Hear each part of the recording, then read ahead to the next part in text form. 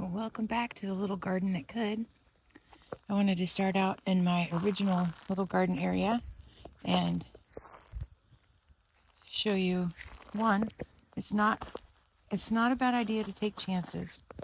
I tried to make a little pot out of this sandbag that I had, and those flowers actually lived for quite some time. I'll show you some pictures because I was very proud that it actually worked. And then my ADD got the better of me, so they all died. But that's the point. You have to allow, you can't be attached. You got to allow a little bit of failure before you can make the changes that you want to succeed. You have to really, really want to change or really, really want to succeed. And I do. When I come out here and I see these guys, these are stargazer lilies, which is my absolute favorite smell in the whole entire world. They're my favorite flower. So when I come out here and I see them undead, it's just a reminder. It's not to make me feel bad about not keeping them alive. It's about, okay, that didn't work. Let's try something new. So what's working out over here are obviously my little succulents. And then whatever these guys are barely hanging on. They're coming back though. But the funny thing is when this was the only part that I had to water, I was fine. They all lived, they all thrived. I just had this one tiny little area, meaning this little area. Let's see if I can back up. This little area right here. That was my very first attempt. And for the most part, I could keep stuff alive, but it was too shady. So I couldn't fight the shade. And I wanted to grow what I wanted to grow. So that's that. That poor little...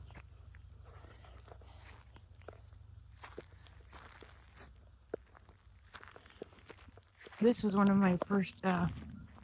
I love raspberries. I've always wanted to be able to come out to my garden and just pick a couple of raspberries and eat them. Because when you get them from the store, they always end up mushy. But I wanted to come up because I wasn't watering regularly. I wanted to come up with a self-watering can or whatever. So I took a 5-gallon water jug, and I lined the bucket with rocks. And it worked. It worked for a few years.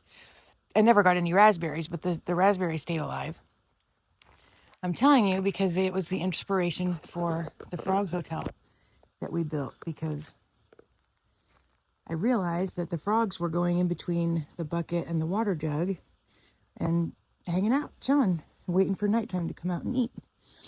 So I thought, frogs are cool for bugs. We want to keep bugs out of the garden. So why not create an environment for the frogs to thrive if they wanted. So this little garden here was my lesson in shade plants and watering and the importance of sun. Then we go over here. Now, if you can't tell, I live in a very rural area with lots of clay dirt.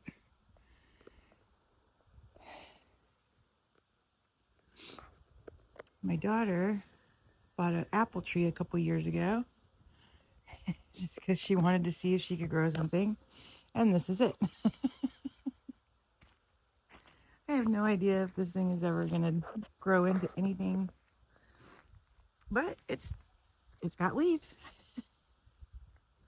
Same thing with the grapes. That's my daughter's little grape stalk or whatever. I guess it'll take a few years for it to do anything. So we'll see. Again, I'm not attached. I'm just trying to learn the process. Once I learn the process, then I think I will invest more in purpose planting. Picking and planting and doing things that I know are going to work. But right now I'm still in the learning curve Even though I've been trying this for 3 years and I still haven't really learned, I still am learning because I keep trying. And as long as I keep trying, I'm making progress. Here's my blueberries. Well, there was 2.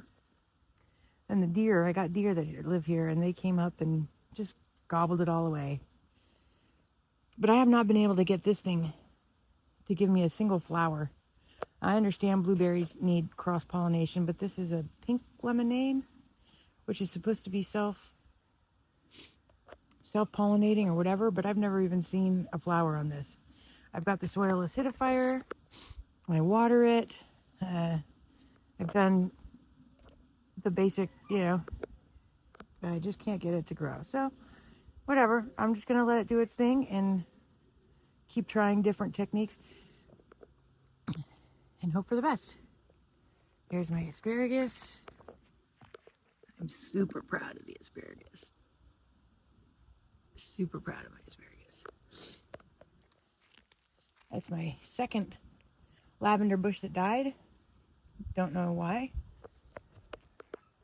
Here's my lemon tree that almost died. I got 3 lemons. The flowers on that smell so good. And my failed raspberries. These things have been around. Again, I guess maybe now these are just 2 years old. But no, they've got to be 3. Anyway, I didn't know you weren't supposed to cut the stalks. So the year I planted them in this, I cut the stalks. So this year is the first year that they're growing back. So I'm not going to cut them. And then hopefully next year I'll get some raspberries. But again, the deer came up. You can tell. The deer came up and ate them all. And so, oh, you see the garlic. Oh, I'll show you.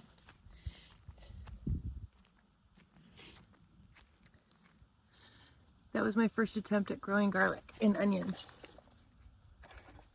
Look at how adorable those are.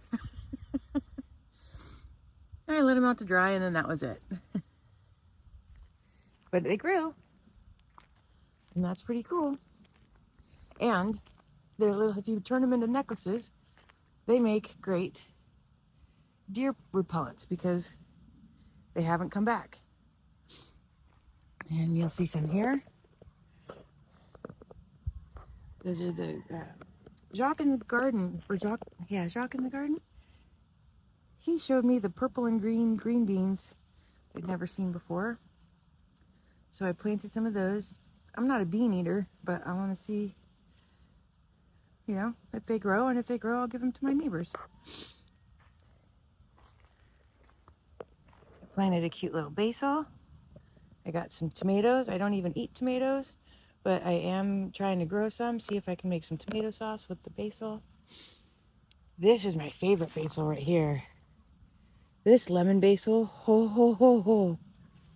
Oh my goodness. I've never smelled something so calming and refreshing and oh my goodness. It's so, so nice. Lemon basil. And then, let's see. Hello. Look at that beautiful sunflower. Watching this guy grow has been a lot of fun. Lots of fun. And we were lucky enough to get the type that grow more than one flower. So we've got lots growing in. And I didn't know also that the deer, I didn't know they would grow back. So if you look at, this is hard to do. Let's see. Right here,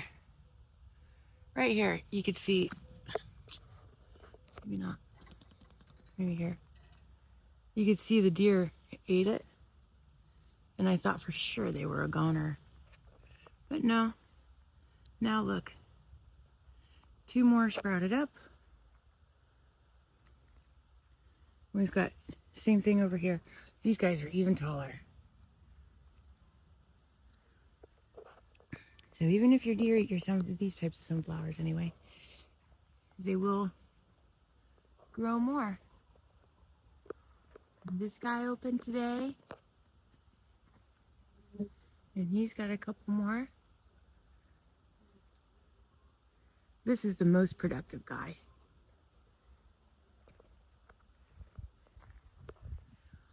I'm pretty proud of these guys. Growing these, let's see if I can get far enough away. So what I learned is the power of the sun. I sowed the seeds directly into the dirt, and you could see they're just in a straight line down the bed. But the far right corner of the bed gets, I don't know, maybe 15, 20 minutes more morning sun than the rest. So let's see, these two right here got 15 to 20 minutes extra morning sun, and these guys didn't. And they lagged behind for a really long time. But now you can see, even though they're all open, how much taller this guy is and this guy is, just because of that little bit of extra sun. So that was a good thing to learn.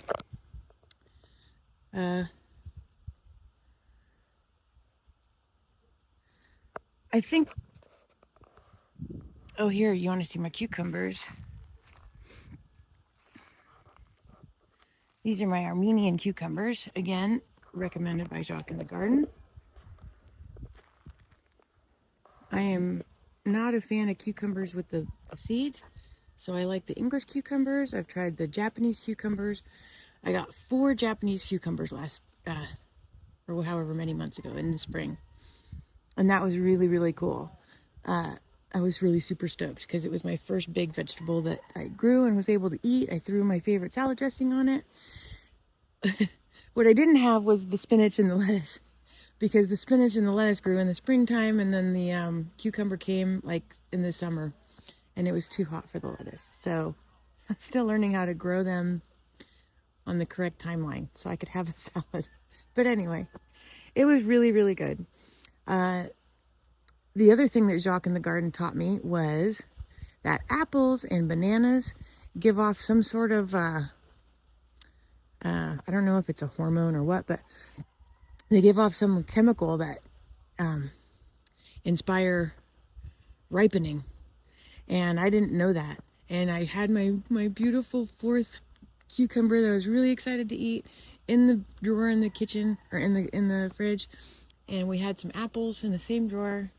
And believe it, 3 days later, 4 days later, that cucumber was soft as a baby's butt.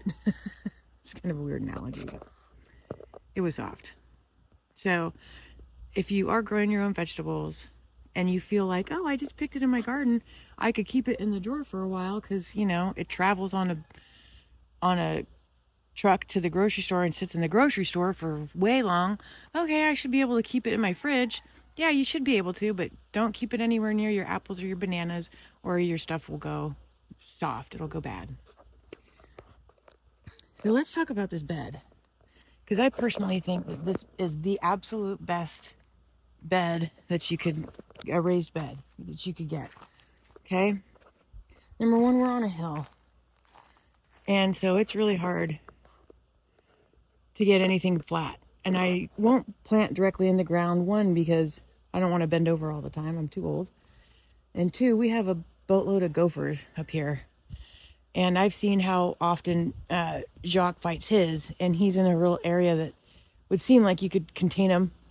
But the traps that he's tried, you know, they worked. But if your people next to you aren't helping solve the problem, they're just critters, and they're going to come back no matter what. They reproduce, and they just do what they do. So that's the number 1 reason for the raised bed. The second reason was the hill. It was because I can't get anything flat. It's a lot easier for me to try and dig a hole in the ground and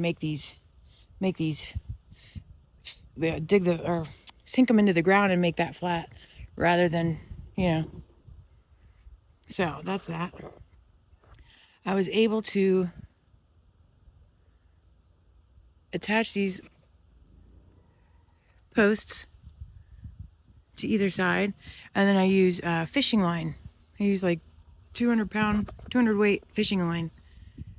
And I created a, what do you call it, a trestle? On this side with the fishing line, and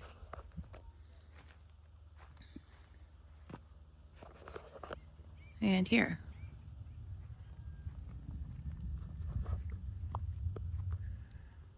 Which I love because now I can grow on either end anything with a vine.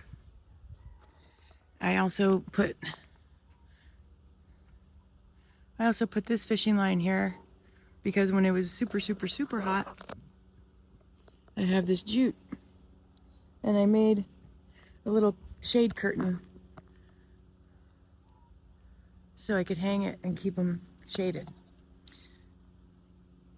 The other thing I love about this bed is that I believe I have come up with the perfect way to recycle my fertilizer, my liquid fertilizer, or I guess any of it really. So the inside of this bed is more like a trough. It's a V shape, and so the water and everything, you know, exits at one point. Like, all I can say is that it's a V-shaped trough, and hopefully you can imagine what that looks like. I try not to overwater it. It's because, you know, since it's a raised bed like this, I can tell how much water it's gonna take before it starts to drip. It's just something that I've tried to keep track of. But as a fail-safe, what I've done is I put these wood pellets.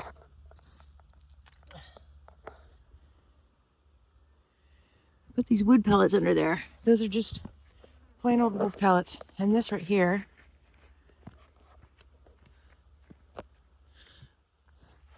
this stuff right here is the dissolved wood pellets. But I put the wood pellets under there because when it drips down, if the water does drip down, well, here's a perfect example. I hope you guys can see this and see.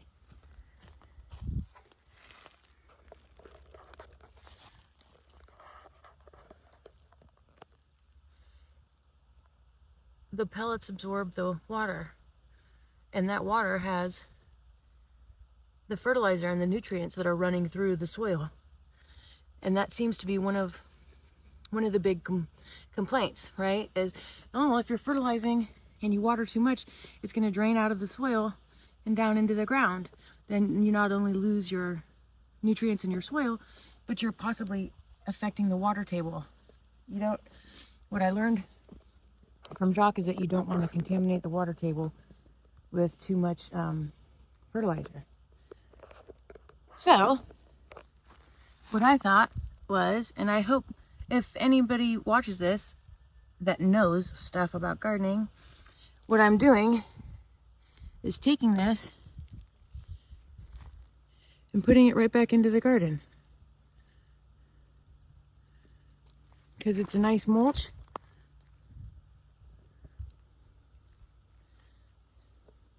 And it has the nutrients that I've already run through once. And I was pretty proud to have thought about that solution.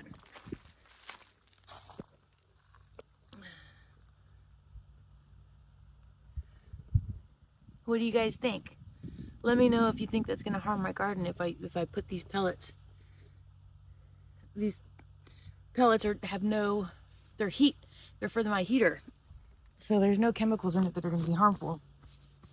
They're safe for humans to burn in their house. So it's got to be safe for the garden, right?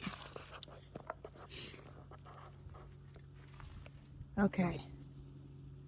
So let's see. Here are carrots. We've got purple carrots and orange carrots. That's about all I know about the carrots. But I direct seed sowed them. That's it. Cucumbers, same thing. Now these are just basic slicing cucumbers.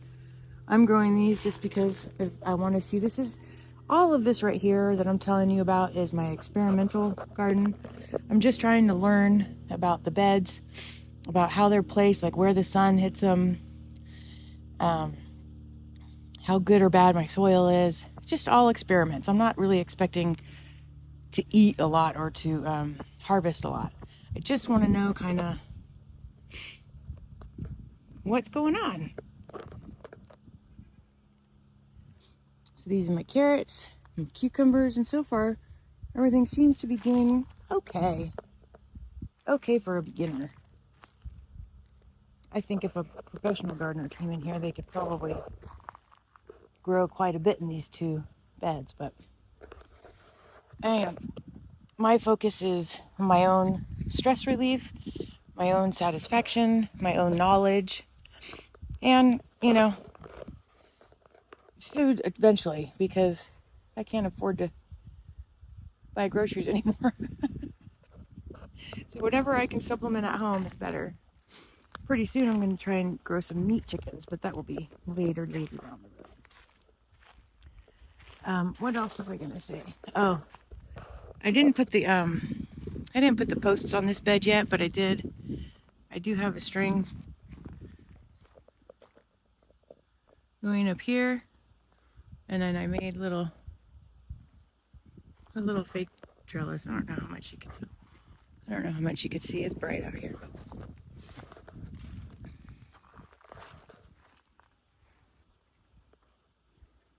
Oh.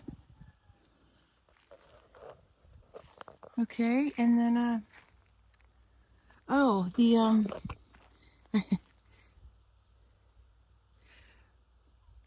my original thought for this mini clover was that I would be able to grow it all over my, like, grass, but no, it's not that hardy.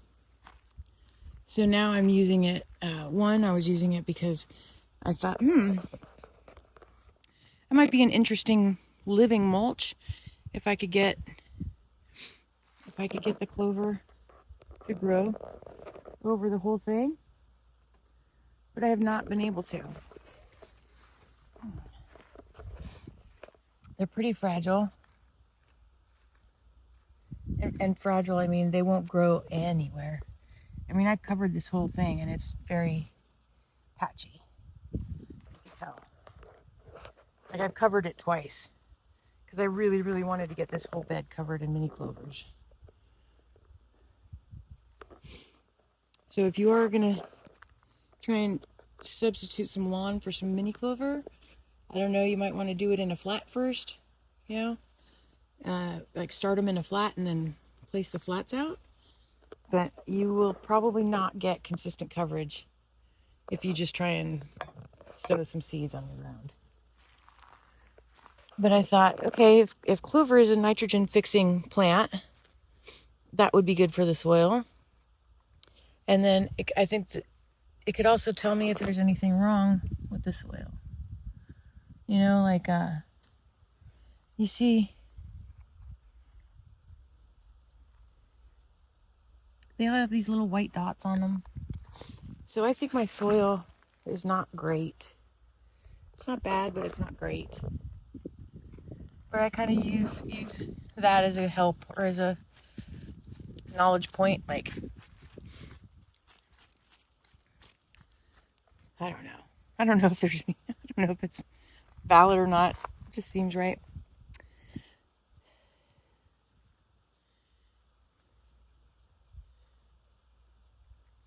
That's my sage. I'm not sure what this is. It's a flower of some sort, but I don't know what. And these are onions. Oh, and then so I guess the last thing that I'll say. Oh, that's what I was going to say. Ouch. Ouch. Ouch. Oh, that went right through. That went right through. Holy moly.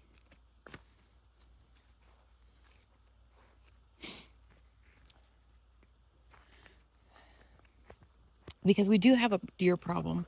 I've tried 2 different tactics, and so far they've worked. One is on the outside rim of that other bed. I've planted cilantro and green onion, arugula, stuff that the deer don't like. So rosemary.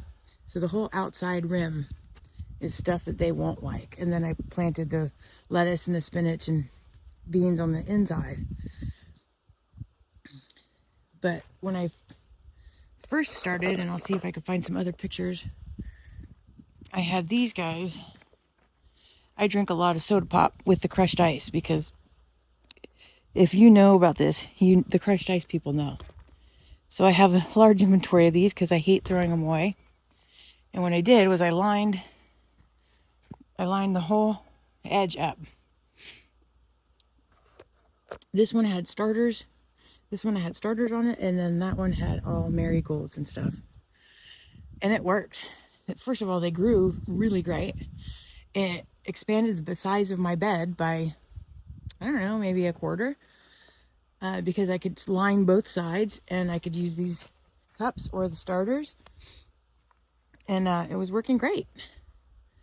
And then the deer came and ate them. So I was thrilled.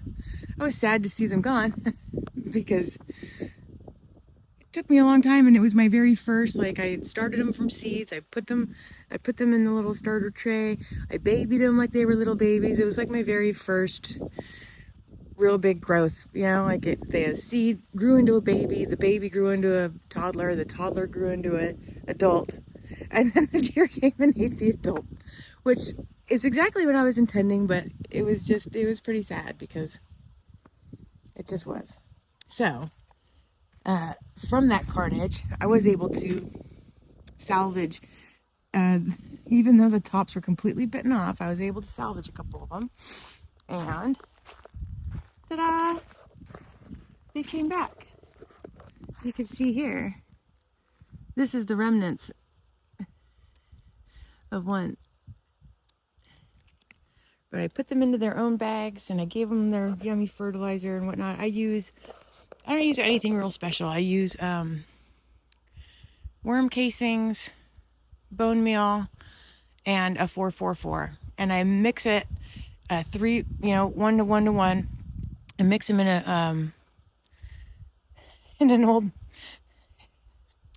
a shaker, and that's it. So I don't get real crazy with the fertilizer. I don't know.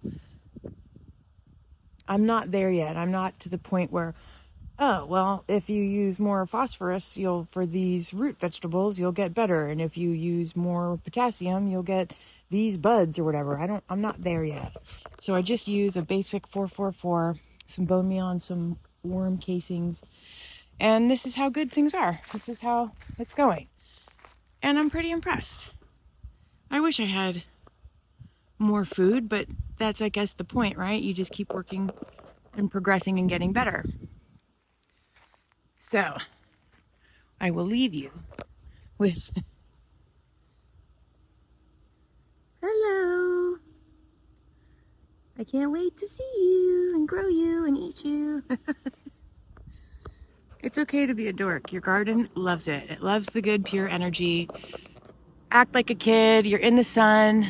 Remember what life is all about. It's not about politics. It's not about religion. It's not about what your neighbors are doing. It's about your connection to the earth, your responsibility to you and your family and your loved ones, and staying connected to the actual reality of life. Even if you struggle, give yourself time, give yourself patience, and come hang out with me. I will always make you feel better about yourself. Love you guys. Till next time.